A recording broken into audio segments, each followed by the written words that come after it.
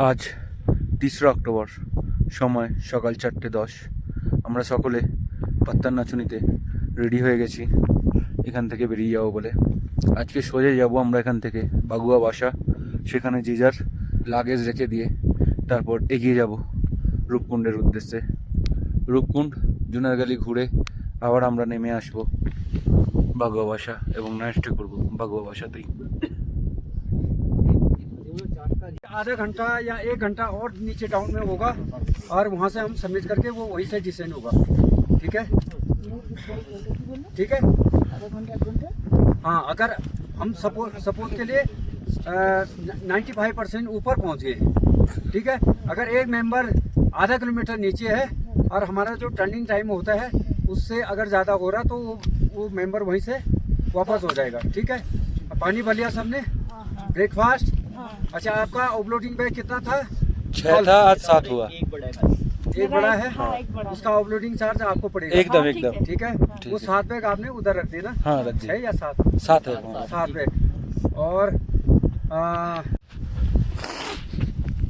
পুরো পাথুরের রাস্তা, এই খাড়া চড়াই ভেঙে পুরো উপরে উঠতে হবে।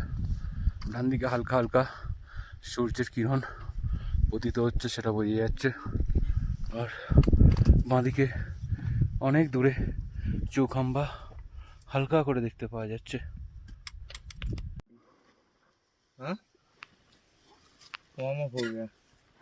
এখান থেকে রাস্তায় সোজা উঠে যাচ্ছে উপরের দিকে।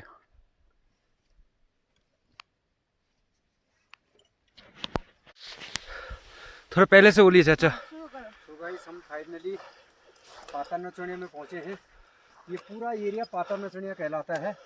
रियल जो है पातर नचनिया यहीं पे कहते हैं। जब राजा जी कन्नौज के राजा यश धवल अपने कुछ वरदान मांगने के लिए यहाँ पे आए, और आगे जो रिच पॉइंट है वहाँ उस जगह का नाम है घोड़ा लौटोनी। राजा जी का घोड़ा वहाँ से लौट गया था क्योंकि राजा जी घोड़े में आ रहे थे। तो भोले ने कहा कि आप वरदान मांगने के लिए आ रहे हो तो आप पैदल यात्रा कीजिएगा। तो राजा जी पैदल चलते चलते यहाँ पे बैठे और राजा की सेना सब इधर बैठी। और वो अपने नृत्यगना जो एक्टर होते हैं उनको बोला राजा जी का मनोरंजन कराओ। और तो जो नृत्यगनाएं थी यहाँ पे फ्लैट मैदान टाइप का था, तो जो नृत्यगनाएं थी उनके एक्टर थी वो डांस करने लगी यहाँ पे। और शिव भोले ऊपर से देख रहे हैं, ऊपर का गणेश जी का टेम्पल है। तो उन्होंने उनको वहाँ से लुप्त कर दिया, उनको एक श्राप जैसा मिल गया। शिव भोले ने उनको श्राप दिया और वो पात्राएं यहाँ से जो ये 3 होल है, ये पात्र ये यहाँ से 3 होलों से नीचे लुप्त होगी। इसीलिए इस जगह का नाम पात्र नचनिया है। ये प्रत्यक्ष प्रमाण आपके सामने दिखने को मिल रहा है।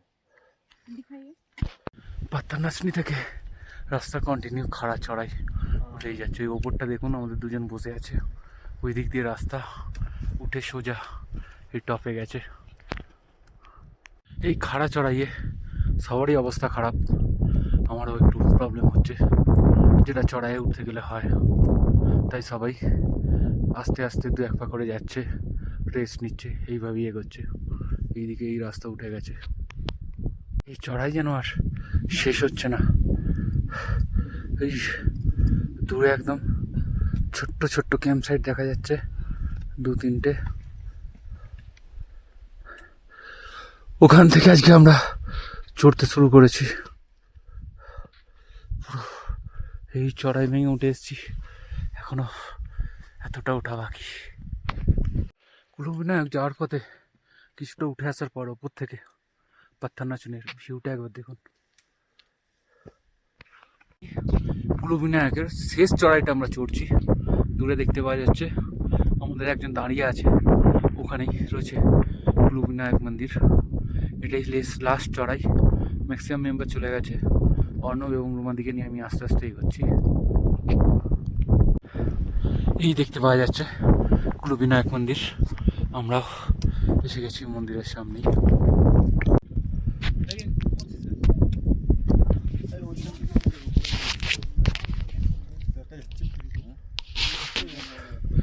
এই হচ্ছে কুলুবিনায়ক মন্দির। মারাত্মক চড়াই এই চড়াইটা।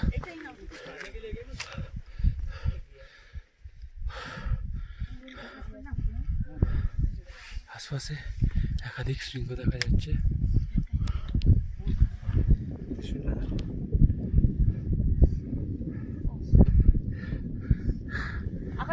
ত্রিশূল,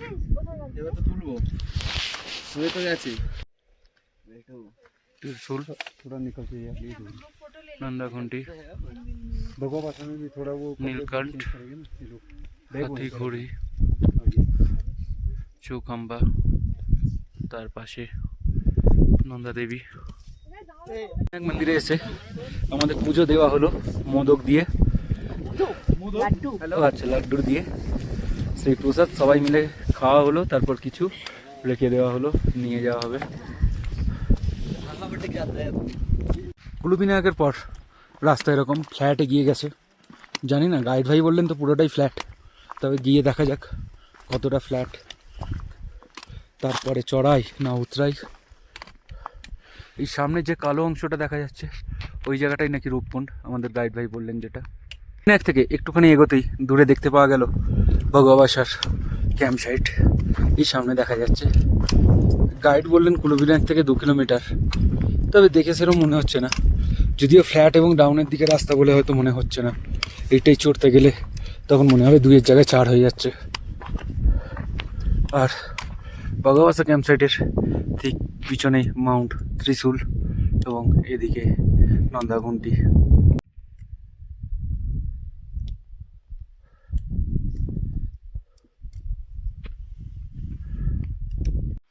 আমরা এসে উপস্থিত হলাম ভগবাসা ক্যাম্প সাইট। এই ক্যাম্পগুলো আগের দিন থেকেই ছিল, আজকে এনারা এখান থেকে বেরিয়ে যাবেন। এখানে আমরা টেন্ট পিচ করবো।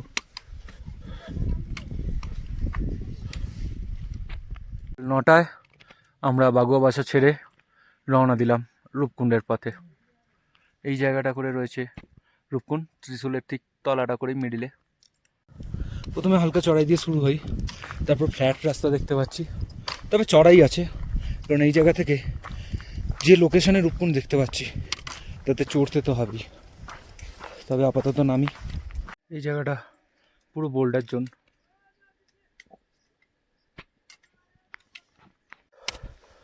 বাগুয়াবাসা টপকানোর পর রাস্তার ধারে বেশ কিছু ব্রহ্মকমল দেখা গেল, যদিও প্রায় বলতে গেলে তো এটা ব্রহ্মকমলের সিজন নয়, তাই ব্রহ্মকমলগুলো প্রায় শুকিয়েই গেছে।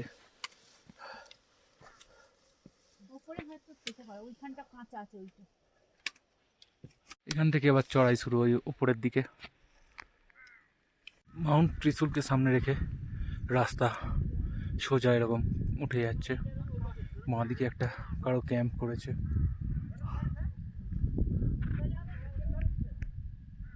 ওই দূরে দেখতে পাওয়া যাচ্ছে আমাদের বাগুয়াবাসার ক্যাম্প সাইট, আর আমাদের রূপকুণ্ডের রাস্তা এদিকে। বাগুয়াবাসার পর থেকে 2-1বার হালকা চড়াই পেলেও সেরকম চড়াই পাইনি। এখন সামনে দেখছি একটা ফ্ল্যাট রাস্তায় গিয়ে গেছে। প্রায় 1 কিলোমিটার ফ্ল্যাট আসার পর রাস্তাটা পুরো দেখুন এরকম খাড়াই উঠেছে। ওপরে আমাদের একজন মেম্বার উঠছে, দেখতে পাচ্ছেন। জাস্ট নিচে থেকে চড়াইটা দেখুন, এই চড়াই উঠে আসছে এবং সামনের দিকে এগিয়ে যাচ্ছে। শেষের চড়াইটা যেন মারাত্মক চড়াই। গাইড বলেছিল বাগুয়াবাসা থেকে সেরম চড়াই পাওয়া যাবে না, কিন্তু এই চড়াই যেন শেষ হচ্ছে না। বাগুয়াবাসা থেকে নাকি 3-3.5 কিলোমিটার রাস্তা, কিন্তু হেঁটেই যাচ্ছি আর উঠেই যাচ্ছি।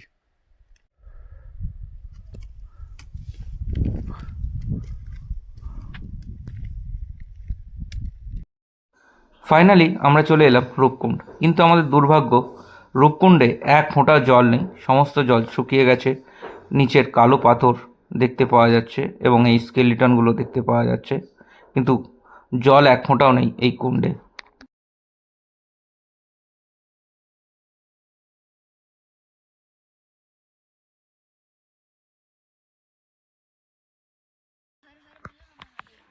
ठीक है, चलो स्टार्ट। हर हर महादेव, हर हर महादेव, भोलेनाथ की जय, भगवती माता की जय, लाटू देवता की जय, जय सिया राम जय श्री राम। তারপর আমাদের টিমের 2-3 মেম্বার চলে গেল জুনার গ্যালি থেকে এই 360 ডিগ্রি ভিউটা আপনাদের সামনে তুলে ধরছি।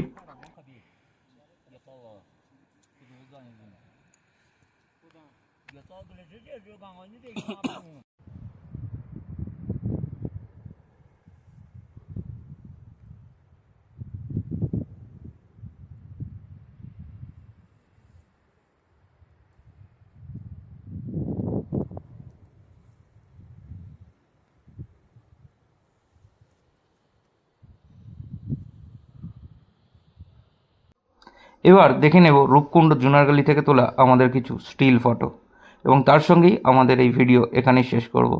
পরের পর্বে আপনাদের সামনে তুলে ধরব রূপকুণ্ড থেকে একদম আলিবুগিয়াল ফিরে আসার ভিডিও।